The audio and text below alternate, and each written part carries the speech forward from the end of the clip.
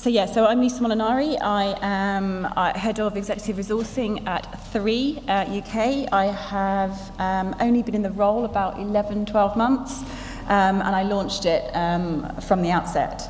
So I'm here just to kind of sort of talk you through the journey, what we've done, how we've done it, the challenges, what we've experienced, and how it's going to date, really. So rather than dive straight in, I thought I would just talk a little bit about 3, the journey we've been on as a brand,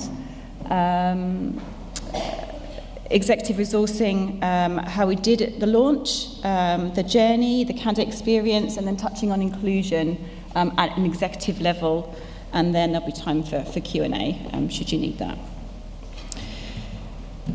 So the purpose that the shareholder set out, Canning Fok, who is our shareholder based in Hong Kong, when he launched 3, which was actually 03, we've just celebrated our 15-year anniversary. This was his quote: "To challenge and change the way you use your mobile forever by creating an experience that is more useful, more entertaining, and more valuable than the one you use today." And I think that's probably right. We are creating that. We are a challenger brand. But, you know, this is where we are, and this is our journey. So just talk to you a little bit about, within 2003, we were the first data-only network in the country. And then in 2007, we offered the first mobile broadband service in the UK. And then moving on to 2010, we launched all the minutes and text and data that a subscriber would need. And then 2014, 4G sucks. Yeah, that's an interesting concept. But we don't. Is obviously the strapline behind that. So we're just not charging people or consumers, and just giving it away for free. And then obviously 2017, last year, was Netflix and Go Roam. So the Go Binge on the back of Go Roam. So we basically gave people free access to Netflix, Deezer, TV player, etc. So challenging the way we do things is in our DNA. So we were born to challenge. Like I said, we are a challenger brand. We're not the biggest, but we strive to be the best. So the why is our purpose. We're here to #MakeItRight. It's why we get up in the morning. It guides us to everything that we do. So, like I said, you know, we are small, we are agile, but we're most hungry probably amongst our competitors, I would say. Our purpose is to make it right. We want to be a brand that stands for something, that champions important things for our customers and for our people.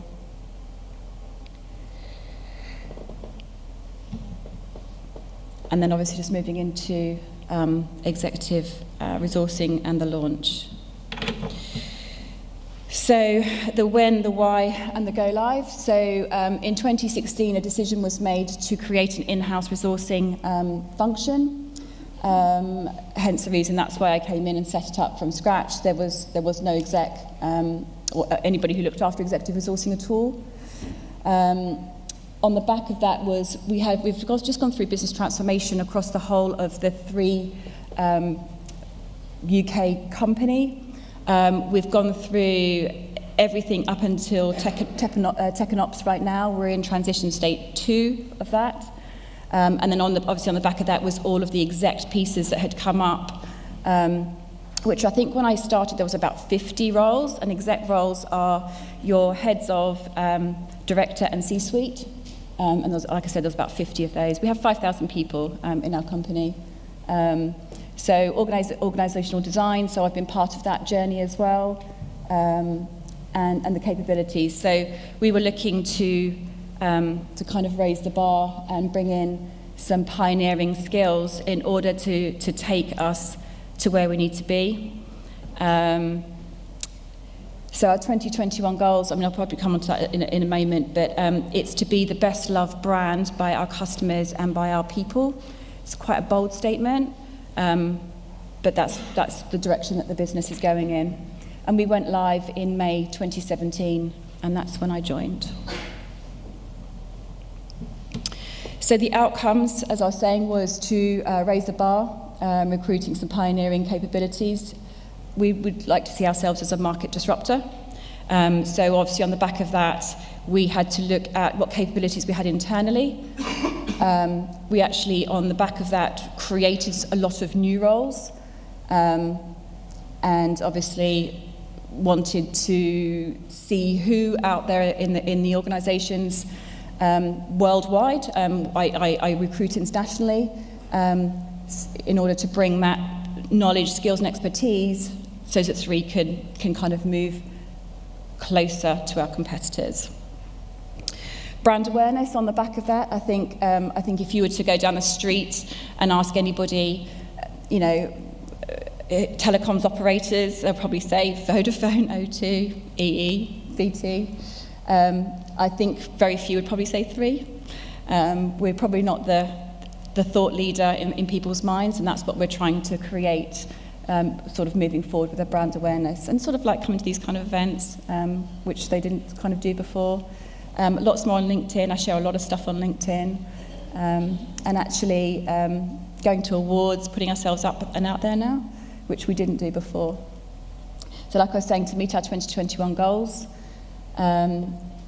reduction in agency costs and time to offer, time to hire, everything at exec level, pretty much, I'd say probably 90 or 95% was actually just done through agencies because they didn't have the capability internally to do that. Increase number of female leaders in the business. So essentially, although we are a telco company, we have 1,200 people in our technology, our tech and ops division. 95% of those are men. And even internally in the HQ in Maidenhead, we were probably pretty light on females, other than probably some admin roles. But you'll see later on how I've switched that round.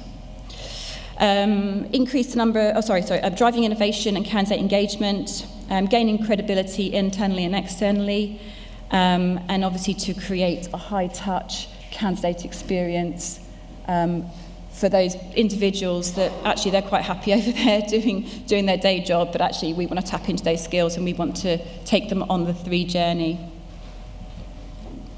So challenges, what were the challenges that we were facing? So gaining stakeholder and business buy-in.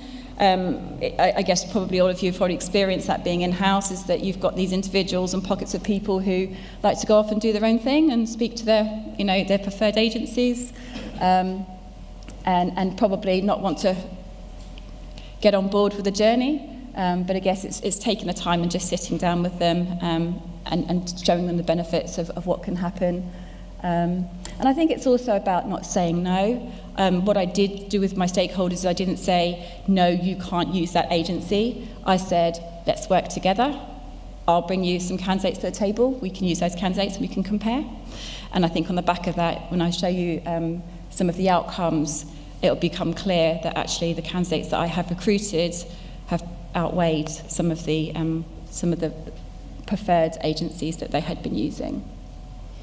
And I think it's about just understanding the pioneering skills that we need, because we did all the heat maps and everything on capability. So I think maybe our partners hadn't maybe got on that journey with us.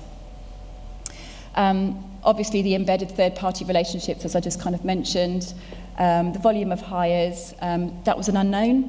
They didn't know on the back of it really how many people they would be able to move internally, move externally, and what the actual numbers was. On the back of that, we have actually probably brought on another 15 heads outside of the transformation piece, where we just thought, actually, we do need some extra people in these pockets. It's the first really big transformation they've been through, so it's a bit of a journey for everybody. Entering a partnership with equal accountability. So what do I mean by that? I mean that it is literally, they are not my customer.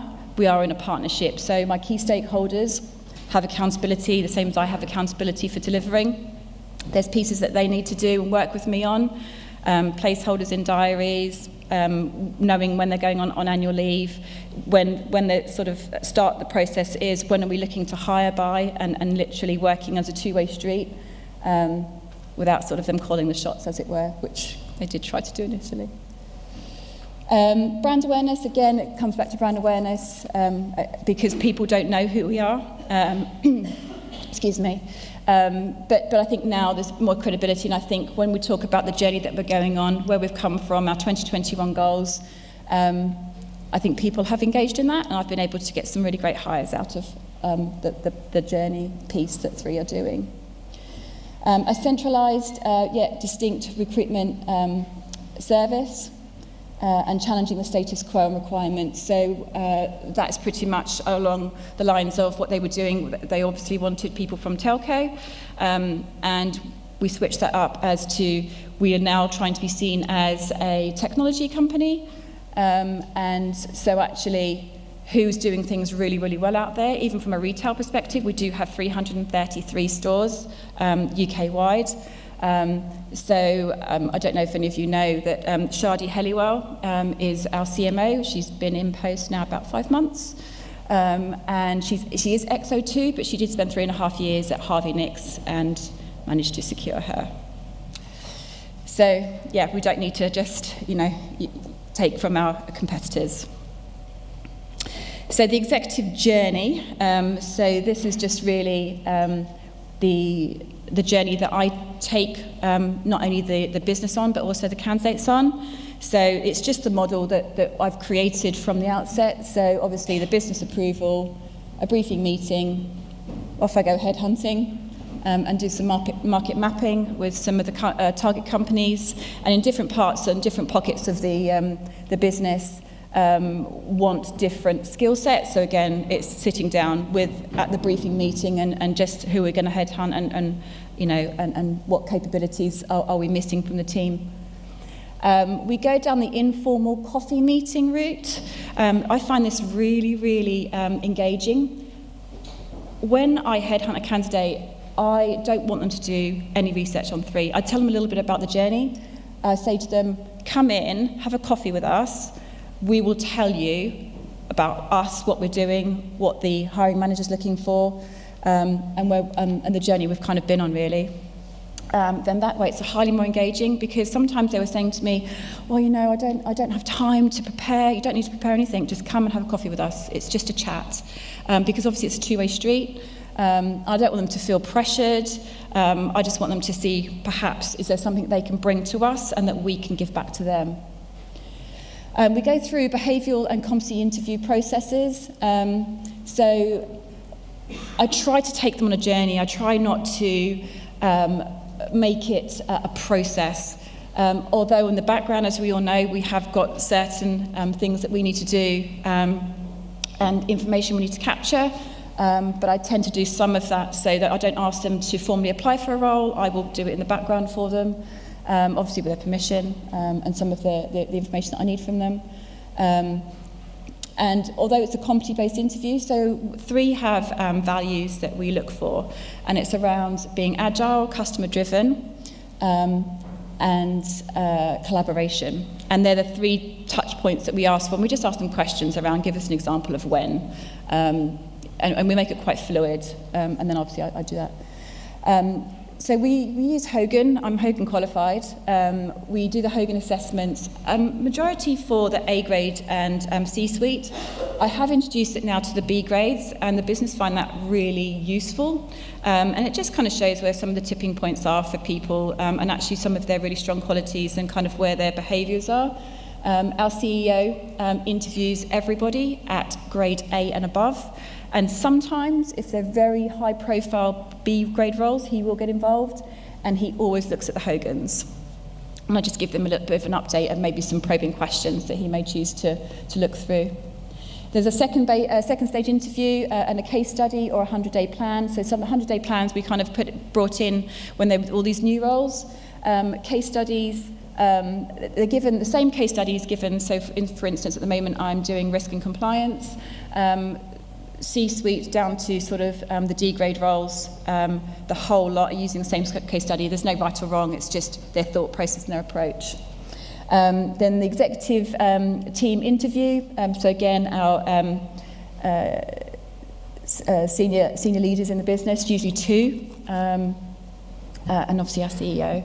And then peer meetings, we just bring them in for a coffee, meet and greet your team, make sure everyone's aligned and that you're happy, that you've actually met everybody. I think sometimes, you kind of go for these interviews and yet you meet the people, but actually don't meet the team. And there may be issues there, so. Candidate experience, just on senior hires. So again, I just spoke about it's a high touch a journey and not really a process. Consistency on a clear communication, so I sort of let them know in advance as much information as I can give them plenty of time for the case studies and things like that. Transparency and managing expectations, feedback, onboarding, so everyone's good to go on day one, that they're not waiting for their mobile phone, they're not waiting for their laptop, they're not waiting for anything they need, and that there's a clear induction program pre them coming in. And some of the very senior people, we obviously do give them some information on the business and some of the things and some of the challenges that they may need to work on before they come. We do the welcome packs. Again, it's just, the org charts, who's who, who's what, just the how to find stuff, where to go, so they're not just going, where do I find this? Just trying to make that journey a lot more engaging. Working with new directors before they join, again, just talking about that. Ongoing development and training and career paths. So again, they're very big. So 3 are very big at where do they want to be, what's the next step, do they want to go and do a degree part-time or, qualify in something else. We're really supportive of that. And then just kind of a couple of other things. Just treat candidates as you would a customer, as a VIP. I think executives are your best source of referrals. They're well connected and have extensive networks. So quite often if I'm headhunting people, if they're not interested or they are and it's not right for either party, they're pretty good at giving up another name or 2. And actually some of them actually even email and just put it out there quite blatantly, which is really, really good. Headhunter candidates don't need us, we need them. I can't emphasise that enough, is that they don't need us when we do need them in order to take our business to the next level. EVP, I guess it's a really key area of focus for our people team. I think when I joined, we didn't actually really have an EVP a year ago, so this is all very new. So our EVP is all about bringing to life what it's like to work at 3. It's having a strong EVP enables us to attract and retain the best talent by sharing a clear story about what we stand for and why we are loved by our people. So we have a Wellness Wednesday. We have a 2-hour lunch break across the business. It's enforced by our CEO.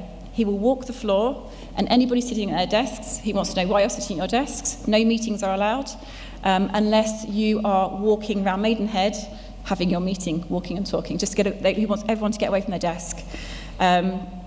We also have sort of 3 personal days as well, which has just come into effect as of January this year. So not only do we have 28 days holiday, we do have 3 personal days, and it's personal to you.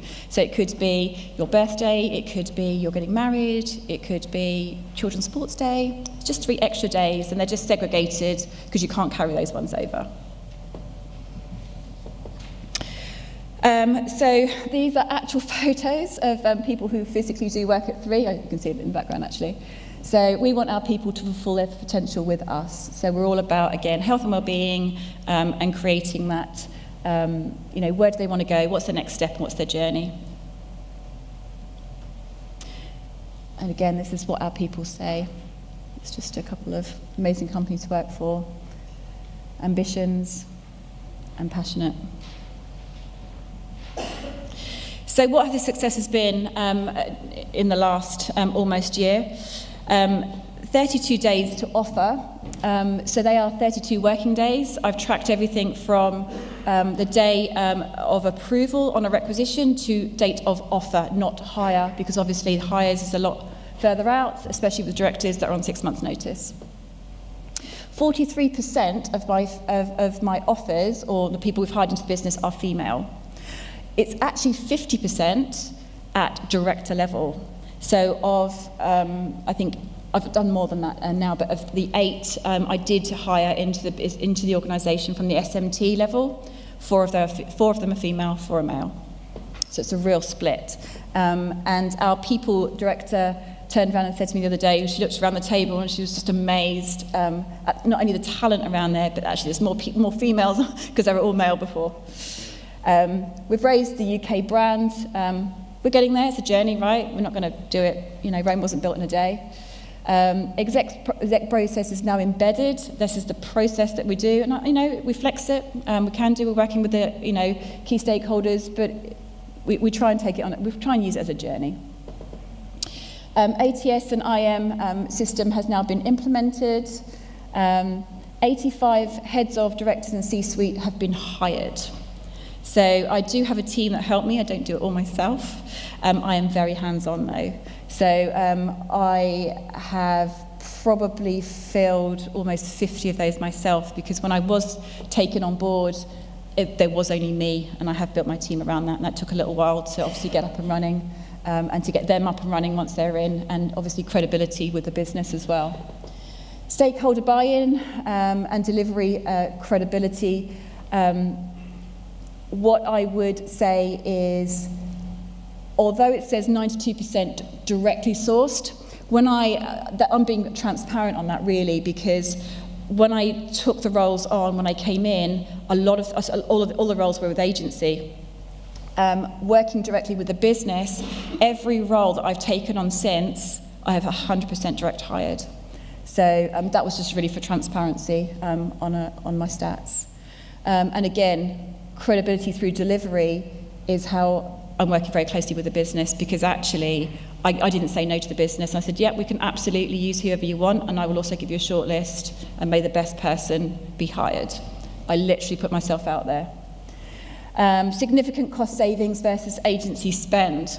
So we are currently tracking my last £1.25 million cost savings in less than a year.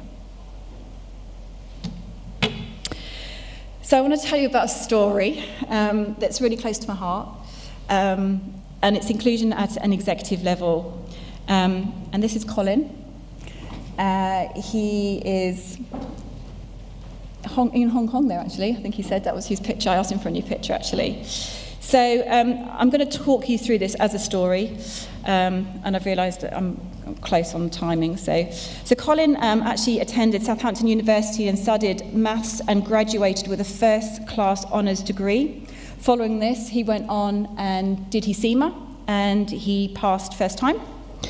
So Colin is employable, right? Well, at the time, he thought so too, and he started to apply for roles. And he got a number of different interviews, selected for interviews. He had to then tell everybody that he was visually impaired.